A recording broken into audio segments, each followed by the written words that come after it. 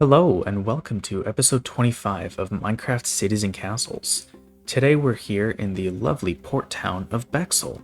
Let me give you a little fly around so that we can get a lay of the land, as it were. For those of you who are new to the channel, this build is part of my Tredegor province world. I'll put up a map right now so that you know where we are. And this town is the second desert town I've built, along with Medina, which is just a little bit over that way. We can see that this town is built around this kind of oasis area from the water stream that comes out of this mountain, this kind of fresh water from the spring. They also have a bunch of seawater here so that they can ship stuff out, and most of what they're shipping out is salt. So this is the salt pools area. There's also a mosque in the center of town and a bunch of little farming places all along this river oasis. So let me kind of take you through the way we came in, and I'll explain as we go. Bexall is built around really this oasis. This is the heart of it, the river. Essentially, the water comes out from here in this quiet little spring where we have some carvings into the side of the mountain and a single little flower there. It trickles down and it provides this place with fresh water where all this stuff is growing. You can see that there are, along with the drip leaves and stuff, there is sugar cane, and there are also over there some melons. Now, both of these things are pretty big for the Bexall economy, but they're also just a nice little bit of greenery to put around here. We also have some wheat along the shore, so we can see that they're eating a variety of things. Coming first to the salt pool area on the outside of town, we can see that there is a bunch of worker housing there, and then one large salt factory, essentially, where they're actually putting the salt into barrels and crates and stuff. So we can see here that this is the main kind of operations area. This is a little bit of a break room almost. And then this is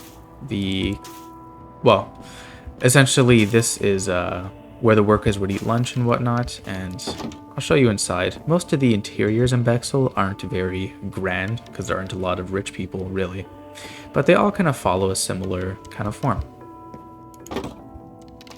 Most of them, in fact, have kind of two layers. One layer that's actually like a proper one, and then a rooftop.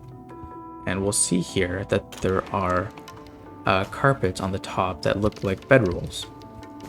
Now, the reason why I've done this is because before air conditioning, and even today, when the power goes out in hot countries, people tend to sleep on the roofs at night because you get a lot of cool air, basically, from the wind, and it's a lot more bearable than sleeping in a cramped hot space.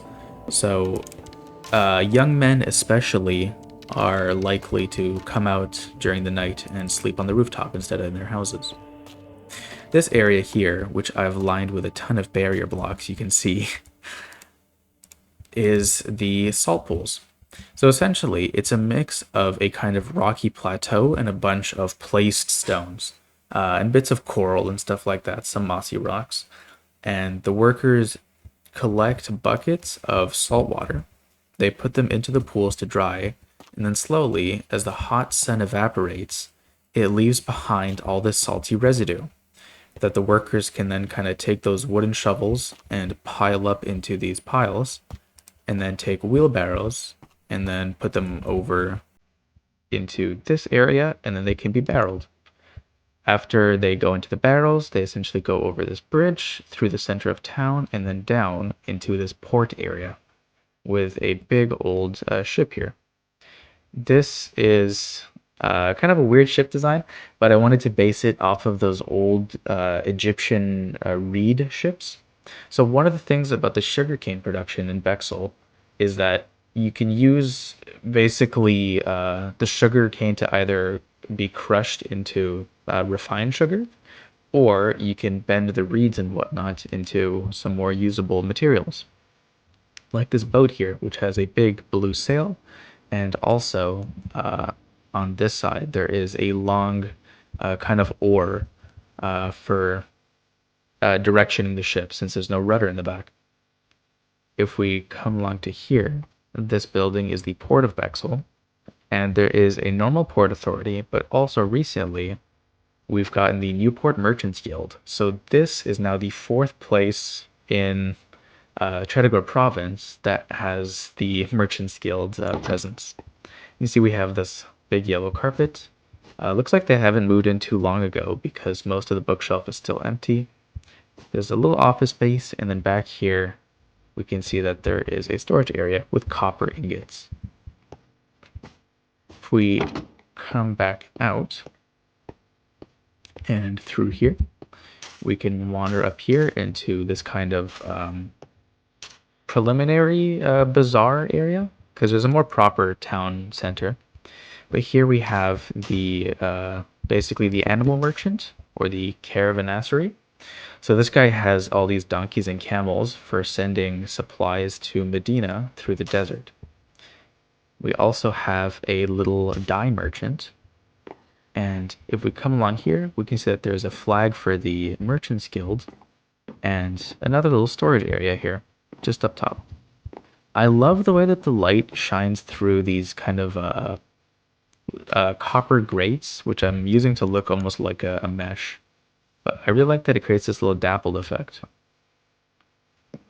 Coming back out though, if we head into the center of town, we can see that there's this big old oak tree. I have mixed feelings about the tree because it really blocks the mosque, but especially with these little leaf particles, I really like this kind of green sense that it gives the place. Medina is a very beige and red area, but this place is a lot more dealing with the greens and blues, especially being so close to the water. And this is a kind of fishing. Basically, there's a fishing dock down there, and then when they take the fish, they can bring it up here, chop it up, basically rub some salt on it and whatnot, and let it dry. But because this kind of like blue and green vibe is a lot more the aesthetic for Bexall. So I wanted to include this big oak tree. That's just a little bit saggy, and you can see if I come up in here that there is a purple flower that's distributing all these little particles that I think look really I don't know, I think it gives a place like a lot of motion, and it makes it look really fun. Over here we have a bit of a melon stand set up, and also one for shisha or hookah, essentially smoking tobacco. I don't have any tobacco farms in this world, but I think I like the aesthetic of it, and I might one day put one in. This guy here is selling copper pots, and over there is a book place.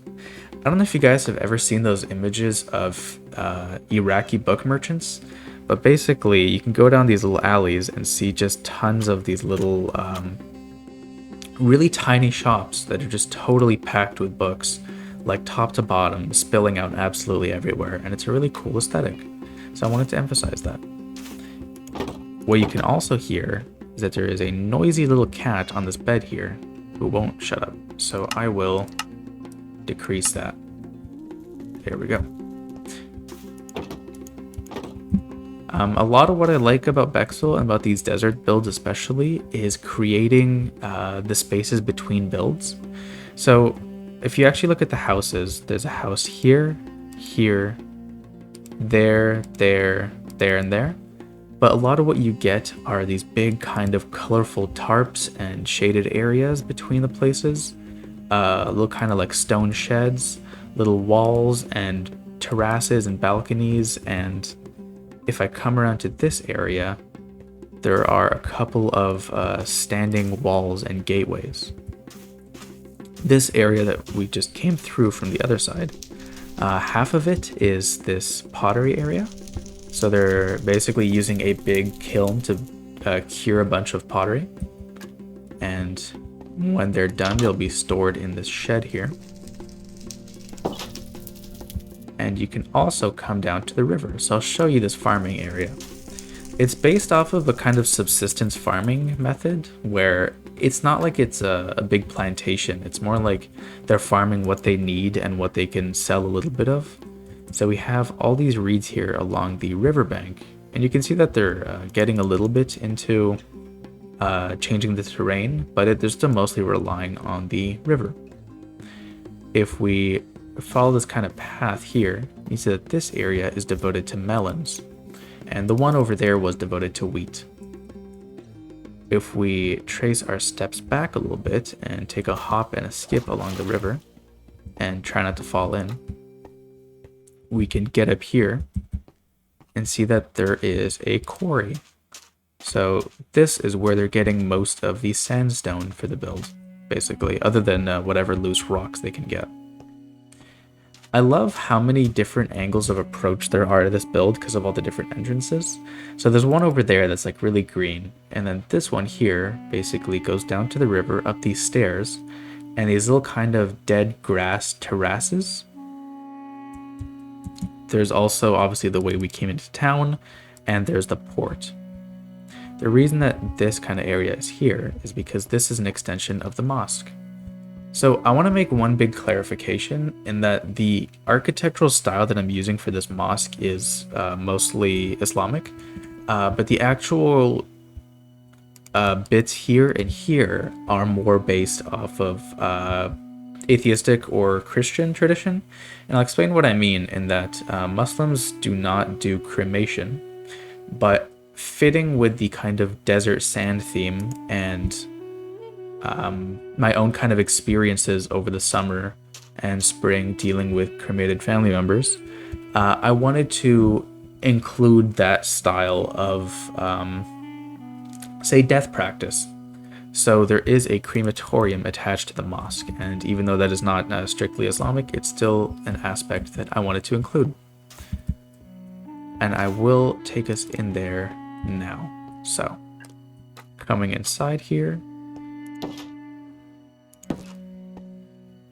we have our shoe racks. There's a shoe rack here and here, and we have a side for the men and one for the women.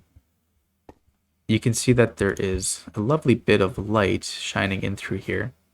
Again, we got that dabbled effect, which I love so much. And basically there are a bunch of prayer carpets set up here with some candles, and they're all, they're all facing this wall. I wanted to include some kind of like Arabic prayer scripture, but Minecraft really does not function well with Arabic text, unfortunately. So it's kind of up to the imagination. But if we come back in through here, we can see that this is a showroom for cremated individuals with a couple of urns still at the back there. And you can imagine, essentially you could set up, say, flowers or a family portrait or whatnot up here on this little kind of draped bench. And then coming back into here, this is the actual crematorium. I know it's a little bit grim having a skull there, but I didn't know how to make sure that people really understood what I was going for when they download the world. So yeah, we have our oven, and that's basically it. There's a bowl here for essentially essential oils and cleaning the body, which may be a bit grim, but it's an important part of any culture. And I really want the places that I build to feel not just like, a collection of blocks, but to feel like you've stepped into a place that has its own unique social structure, its own culture, and all of those things. And I'll just take you through a couple more of the houses here to finish off, to show you what's basically the vibe for Bexall. So we have a lot of these open windows, a lot of pottery, because the whole point of Bexall was to create a culture based off of pottery, essentially. We have a big old bed here and a small altar. If we come across the street here, the guy who owns these animals is this house. So it's a pretty big place. You can see that there is a kind of kitchen area and then a really big bedroom. And I like this bit here. You can actually hop in through this guy's house. So that's fun. There's a little grind wheel back here, which I didn't show earlier, but that's basically to grind the wheat down into, goodness. to get the wheat from that into flour to make bread. And it's the mirror for a grind wheel that's over here that they're using for sugar. So this is the sugar wheel, basically. And, you know, you'd essentially just basically like hook up a stick to it and then spin the stick around, and that would grind down all that sugar cane. But yeah, guys, I hope you enjoyed. If you did, please leave a like, maybe subscribe. The next video that comes out after this one is going to be my 1 year retrospective, because for those of you who've been with the channel for a while, you'll know that last November is when I started posting videos, and it's been almost a year now, a year minus about 6 days. So yeah, I'm excited for that. And I will see you guys next time. So yeah, see ya.